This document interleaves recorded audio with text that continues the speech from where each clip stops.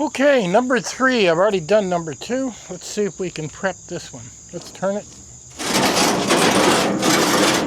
Now we're going to flip it.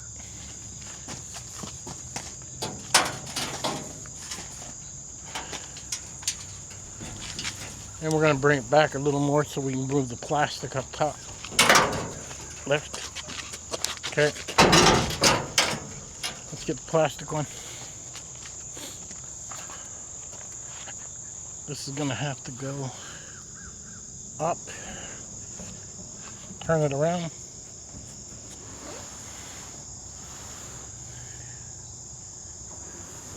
See a few spots yet, eh?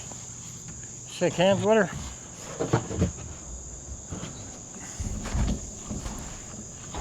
Slippery. Try not to drag it.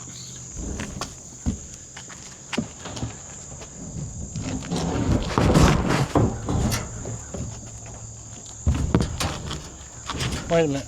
Can you push that down?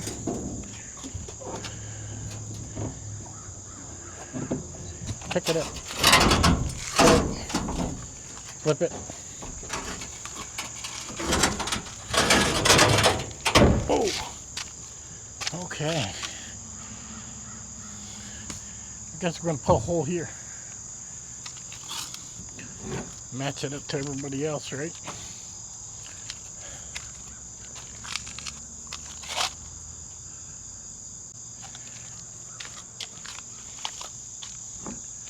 Well, this thing, I'm going to go about there, I guess.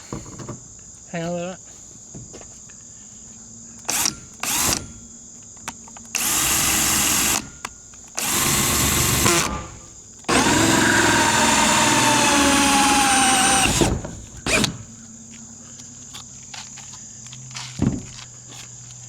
That is nice.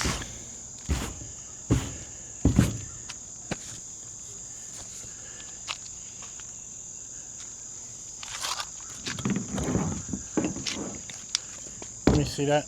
Take the lid off.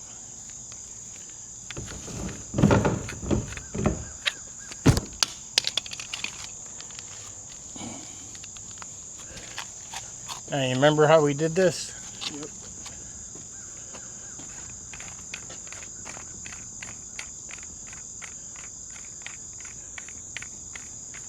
We're going to have to tip it, remember? Mm-hmm. So first, we're going to run tape measure through there.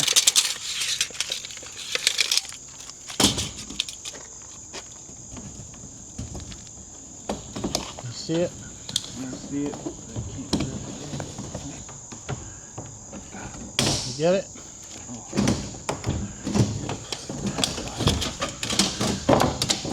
Don't let it go. Okay, let me see that. Go down there, let's tip it.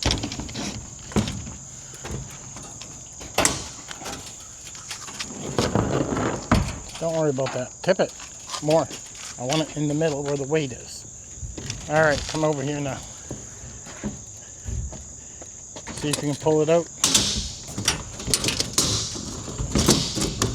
Beautiful. Grab it with the other hand. What are you doing? I got the tote. Got it? Going down.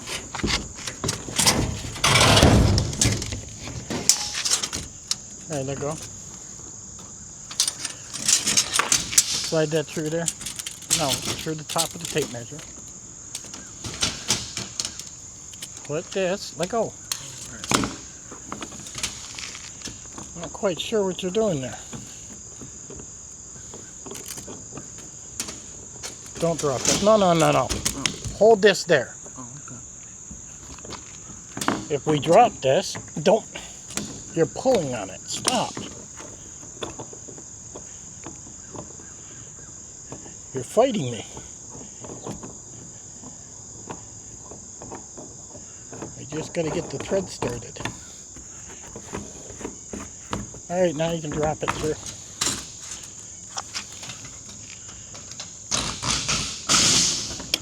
Take tape measure out.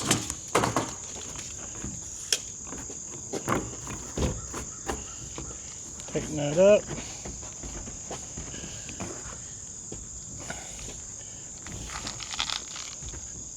And then we'll put this in. What's going on here?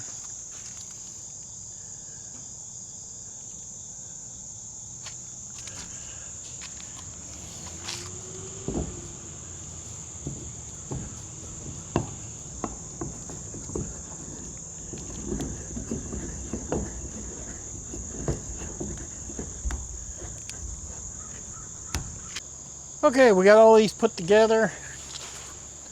I have to say that looks pretty snazzy. Apparently I need to buy some Batman stickers. I didn't get every spot in the red. I still see spots I missed, but good enough. Good enough. My air things are installed. And I kind of demonstrated how I put that into tape measure, but I think I was in the way, but I think you get the idea.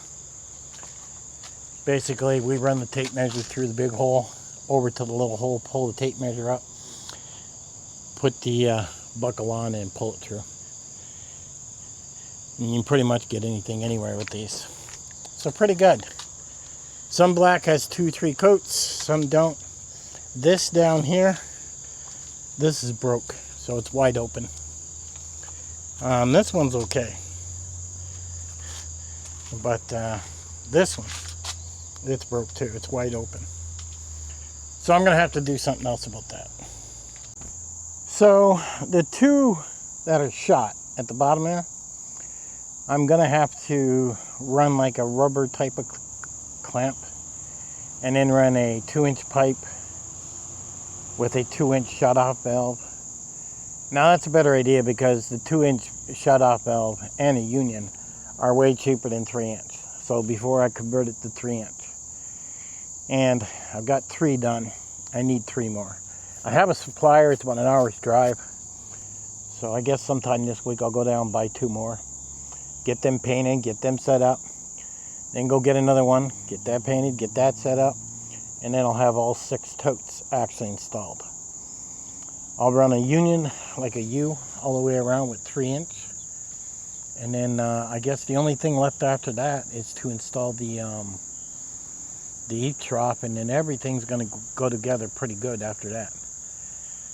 So, buy the totes, paint the totes. I'm going to have to buy more paint. How much more, I'm not sure yet.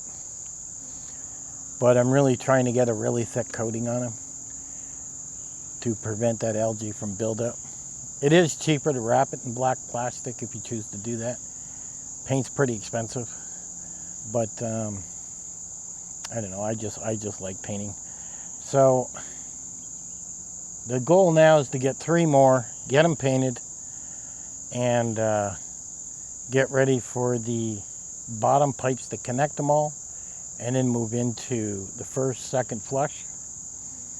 Now some things I've painted, like the leaf eater I've painted, the reducer from 3-inch to 2-inch I've painted. I painted them black. Even your plastic pipes, you want them all painted. So as I build this, I'm still going to have to paint those to protect the pipe from UV. And it should turn out to be a pretty good, impressive setup. I do like how it's coming together. I really do. I've been ordering parts, like I said, off and on. And basically, I have a lot of pipe down there. Now, I need to buy another 3-inch, so that's another 60, 70 bucks. I need to buy 1, 2, 3.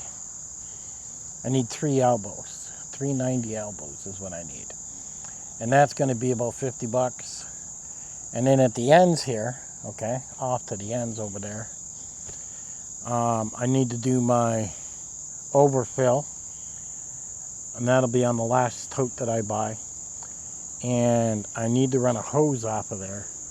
So that way, if I open up the main valve, I can drain all 6 out that way, which will run down a hill away from the house.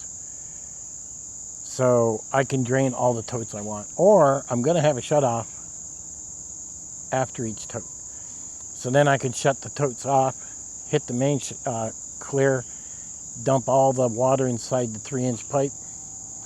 And the only where there's going to be water is inside the totes then.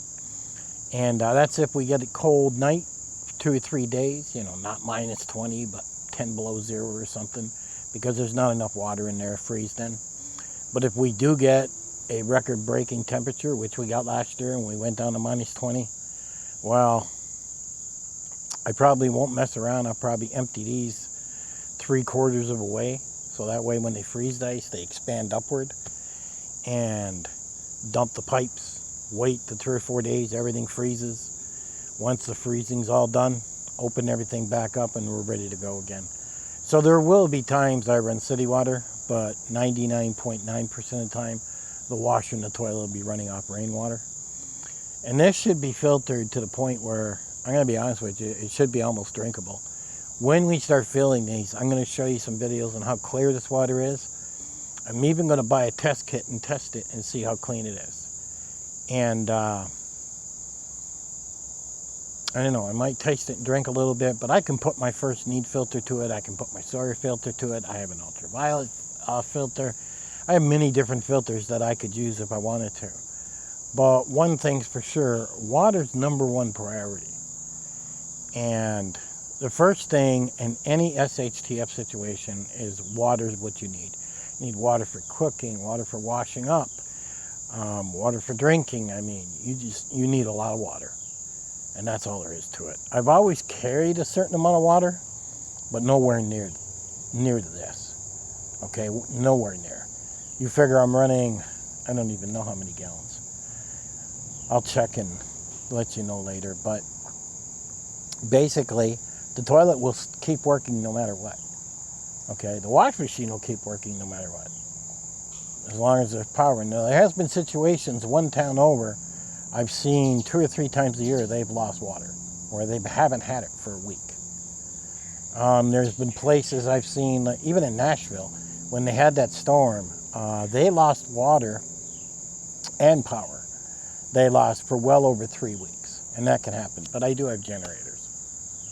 So I'm slowly looking at my area, and I'm judging, okay, what did that city lose? What did that city lose? And where are the holes in my particular preps, and what do I need to change? But I just don't want to spend money for the sake of spending it.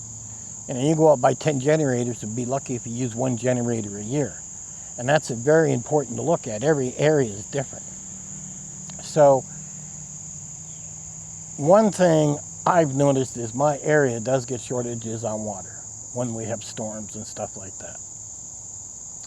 But the other reason is, like I said before, my water bill's over $200, so I want to cut that water bill in half, and I think this will do it. So it becomes an SHTF situation that you're prepping for, but at the same time, you're saving $100 a month. So it kind of kills 2 birds with 1 stone, right? And that's the way I tend to prep. You know, you'll hear people say, well, make sure you buy food that you reuse so it doesn't sit there and go bad. And that's happened to me. I've bought food that I didn't use that went bad. It has done that. You only got to do that once or twice and you learn your lesson. But the thing is, water is very, very important. So I'm kind of doing it in case SHTF happens, and I'm doing it to take my bill down. So this is going to be a big difference. And that's why most people will not spend what I'm spending here. Okay, like this is probably in and around $1,000. But I haven't even gone in the house with the water pumps or pressure tanks or anything yet. I haven't done. So there's probably another $300 to $400 there. Who knows? I do have a pressure tank already. I had it for years. It's brand new in a box. I had plans for that. Never got around to doing it because I was working too much. So now that I have time, because I'm basically retired, I got time to do this stuff now, so I'm playing catch up. I'll get new windows for the house and put a new porch in and get all this stuff done and get everything fixed up. And then I'll probably die. And then my sons will be able to get to enjoy it. But at any part, we're at 3 totes. I need to go pick up 3 more. I can only carry 2 in the back of my truck. So I'm gonna have to make a trip, get 2, and reef it down, then go back and get another one. I'm not fussy on that because I got to come down the state highway to get back home, which has got a speed limit of 70 miles an hour. That's pretty fast. So, and it's about an hour's drive. So I'm probably going to do it, I don't know, probably around, I'd probably want to arrive there at 9 or 10 because then the highway should be pretty dead on the way home, is what I'm kind of figuring. But that's my goal this week. Try and get some more totes and get them painted as we get closer to this rain collection system being complete. And I'll see if I can find some Star Wars stickers.